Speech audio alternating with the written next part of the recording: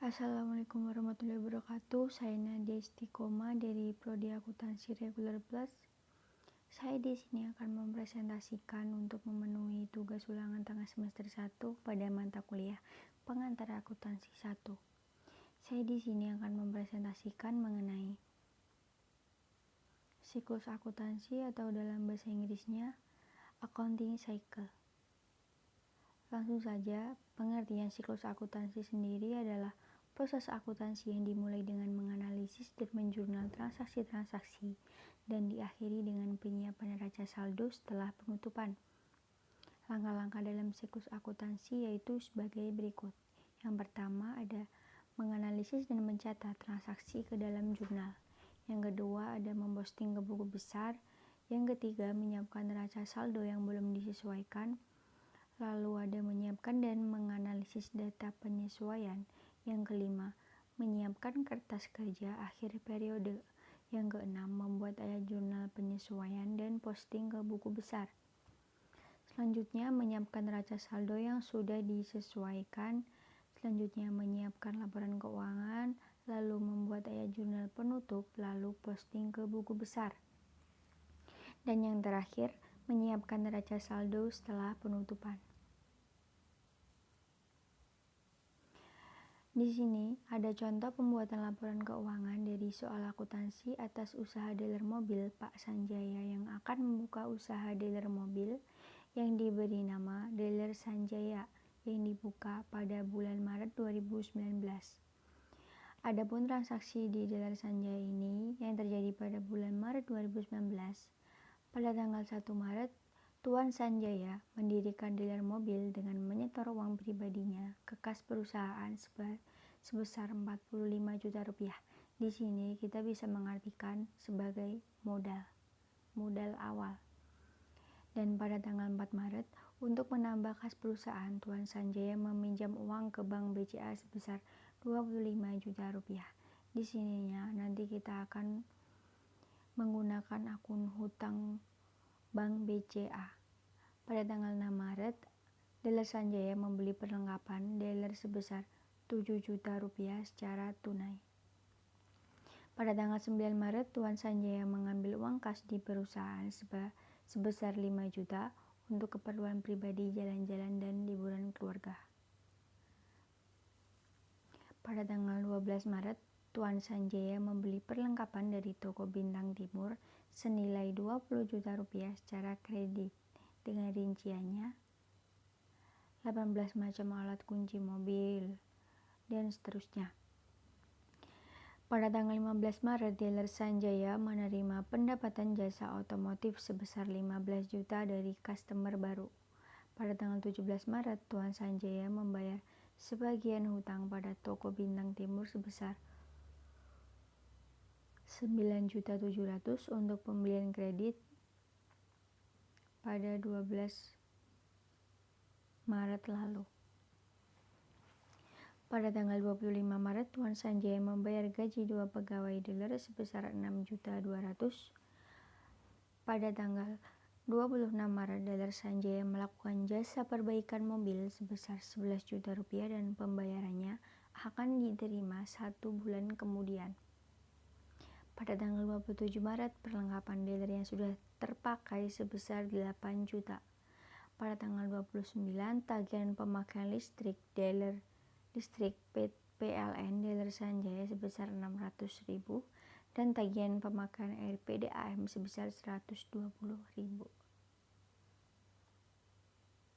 Pada tanggal 31 Maret, Tuan Sanjaya membayar uang sewa ruko sebesar 15 juta sampai bulan April 2019. Diminta, buatlah jurnal umum, buku besar, jurnal penyesuaian neraca saldo setelah disesuaikan, lalu buatlah laporan keuangan dari transaksi di atas yang meliputi laporan laba rugi, laporan perubahan modal, laporan neraca keuangan, dan laporan arus kas. Selanjutnya, mari kita bahas mengenai jurnal umum. Jurnal umum sendiri ini adalah jurnal yang digunakan untuk menganalisis transaksi-transaksi tersebut, merupakan jurnal awal. Adapun pada tanggal 1 Maret tadi, ada kas pada modal Tuan Sanjaya sebesar 45 juta rupiah. Pada tanggal 4 Maret ada kas pada hutang Bank BCA sebesar 25 juta rupiah. Pada tanggal 6 Maret perlengkapan pada kas sebesar 7 juta rupiah. Karena kita membeli barang secara kredit, jadinya kas pada kredit. Pada tanggal 9 Maret prive Tuan Sanjaya pada kas sebesar 5 juta rupiah karena Tuan Sanjaya mengambil uang sebesar 5 juta, maka kasnya berkurang. Selanjutnya ada pada tanggal 12 Maret ada perlengkapan pada hutang usaha sebesar 20 juta rupiah. Pada tanggal 15 Maret ada kas pada pendapatan jasa sebesar 15 juta rupiah. Pada tanggal 17 Maret ada hutang usaha pada kas sebesar 9 juta 700. Di sini kita membayar hutang. Pada tanggal 25 juta beban gaji pada kas sebesar 6 juta 200. Di sini kita membayar gaji. Pada tanggal 26 Maret ada piutang usaha pada pendapatan jasa. Ada orang yang menggunakan jasa kita tapi dibayarnya secara kredit. Jadi seseorang itu utang pada kita. Jadinya kita menganggapnya sebagai piutang usaha. Selanjutnya pada tanggal 27 Maret ada beban perlengkapan pada perlengkapan. Pada tanggal 29 Maret ada beban listrik, beban air PDAM pada kas. Pada tanggal 31 Maret ada sewa dibayar di muka pada kas. Di jurnal umum ini lalu kita totalkan antara debit dan kredit sehingga kita harus balance di hasil akhirnya.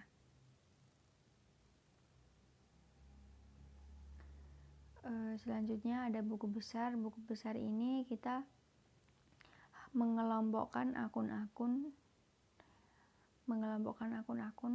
tersendiri ini, lalu kita membuat pada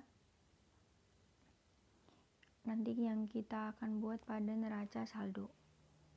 Selanjutnya ada ayat jurnal penyesuaian, yaitu karena adanya transaksi yang terjadi untuk bulan berikutnya atau perlengkapan yang telah terpakai perlu dibuat ke dalam ayat jurnal penyesuaian. Ayat jurnal penyesuaian ini contohnya pada tanggal 31 Maret ada akun beban perlengkapan pada perlengkapan sebesar 8 juta. Ini disesuaikan karena pemakaian perlengkapannya pada tanggal 27 Maret. Selanjutnya ada beban sewa pada sewa dibayar di muka pada sebesar 7.500.000 disesuaikan karena ada sisa pembayaran untuk bulan berikutnya yaitu April. Nah, ini tadi neraca saldo disesuaikan yang telah kita buat pada buku besar itu, kita tulis hasil akhirnya dan ketemu balance. Selanjutnya ada laporan laba rugi. Laporan laba rugi ini diterjemahkan sebagai laporan yang menunjukkan besarnya pendapatan dari penjualan perusahaan atau entitas dan besarnya beban yang ditanggung perusahaan, terdiri dari beban operasional dan beban pemasaran dalam satu periode yang telah ditentukan dalam hitungan kerja atau suatu periode akuntansi. Laporan laba rugi ini menjadi tolak ukur dalam pengambilan keputusan investor perusahaan yang bersifat jangka pendek.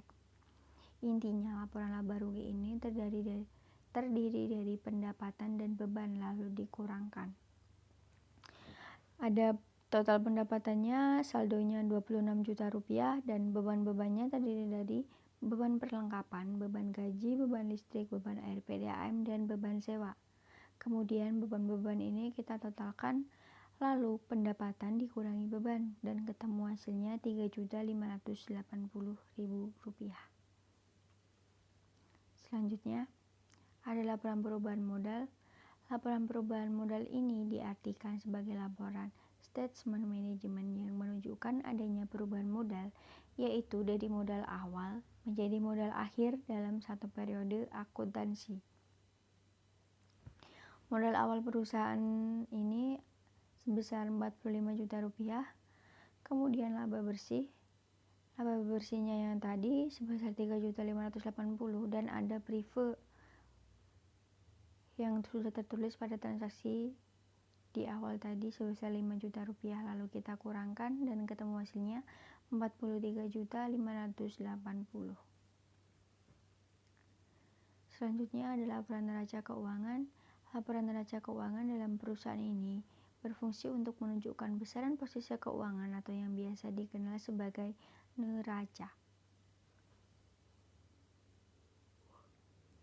Laporan neraca keuangan ini terdiri dari dua bagian, aktiva sama dengan aset dan pasiva sama dengan kewajiban plus ekuitas atau modal, atau biasa disebut balance sheet atau statement of financial position.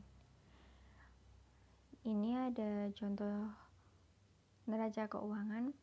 Aktiva lancar ini terdiri akunnya kas, piutang usaha, perlengkapan, dan sewa di BAD muka, lalu kita totalkan.